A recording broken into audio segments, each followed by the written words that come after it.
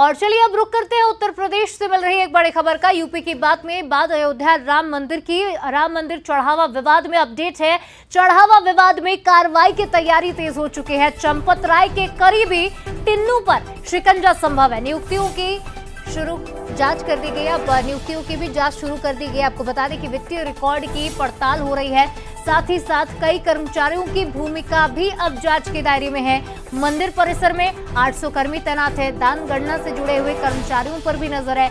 कुछ बैंक कर्मियों पर भी कार्रवाई संभव है। केस दर्ज कर जेल भेजने की तैयारी तेज हो गई है। आपको बता दें कि ट्रस्ट पदाधिकारियों की जवाबदेही पर भी सवाल उठ रहे हैं। तो इस पूरे मसले में कई अपडेट सामने आ रहे हैं। लगातार हर अपडेट आप तक पहुंचा रहे हैं। यूपी की बात में अयोध्या राम मंदिर चढ़ावा विवाद में एक बड़ा अपडेट। चढ़ावा विवाद में कार्रवाई की तैयारियां तेज हो गई हैं। चंपत राय के साथ करीबी उनके टिन्नू पर भी शिकंजा संभव है। मंदिर परिसर में जो 800 कर्मी तैनात है उनकी भूमिका पर भी जांच की जा रही है। इस खबर पर ज्यादा बातचीत करेंगे। हमारे साथ विशेष संवाददाता आलोक राय हमारे साथ जुड़े हैं। आलोक जी, लंबे समय से इस पर चर्चा हो रही है। एसआईटी भी गठित हो गई, एक फर्जी वेबसाइट बन जाती है, दान भी लिया जाता है और इतना सब काम बिना किसी की जानकारी के किसी की नाक के नीचे कैसे हो सकता है? इसमें जरूर किसी न किसी अंदर वाले का हाथ है। और अब ये जो कर्मचारी हैं अब ये भी जांच के दायरे में आ गए हैं। क्या कुछ एंगल निकलकर सामने आ रहा है अब इसमें? देखिए, बिल्कुल जो पूरा राम मंदिर में दान का चढ़ावे का या दान का जो विवाद है, जो पूरा हेरा फेरी की बात सामने आ रही है और जैसे जैसे एसआईटी की जांच आगे बढ़ रही है, तमाम खुलासे होते जा रहे हैं, तमाम लोग जो है रडार पर आते जा रहे हैं।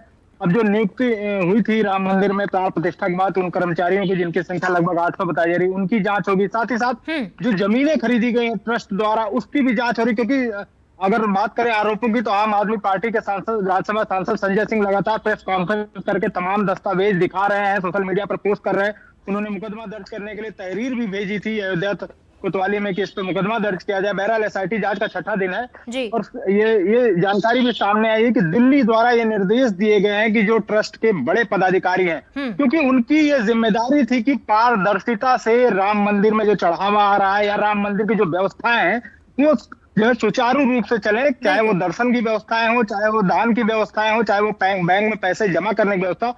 लेकिन कहीं ना कहीं एक बड़ा विवाद सामने आया है और मंदिर निर्माण समिति के जो चेयरमैन है नृपेंद्र मिश्र, उन्होंने भी बयान दिया है कि कहीं ना कहीं चूक हुई है और उन्होंने साफ साफ कहा कि कहीं ना कहीं ये चोरी नहीं, ये डकैती है। विश्व हिंदू परिषद का भी बयान आया है कि भाई जो भी पैसा है वो प्रभु श्री राम का एक एक पैसे का हिसाब होगा।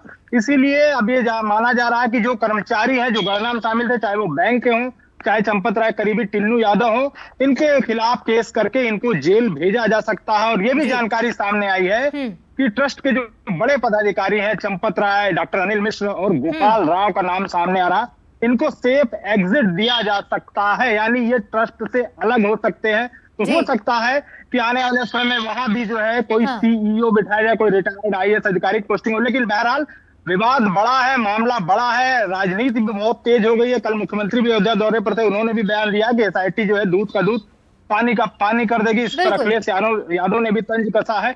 लेकिन निश्चित तौर पर आलोक जी, हमने भी सीएम को सुना था हमने कि वो कह रहे थे कि 500 साल मंदिर का इंतजार किया है, अब कार्रवाई के लिए 15 दिन का और इंतजार सही। लेकिन बहरहाल आपका बहुत शुक्रिया जुड़ने के लिए और अपडेट्स देने के लिए। देखिए, राम मंदिर का ये जो पूरा मामला है इसमें क्या कुछ खुलासे होते हैं, क्योंकि अब ट्रस्ट के पदाधिकारी भी सवालिया निशान के घेरे में हैं। लेकिन देखने वाली बात ये होगी कि क्या कुछ खुलासे इस पूरे मामले में होंगे।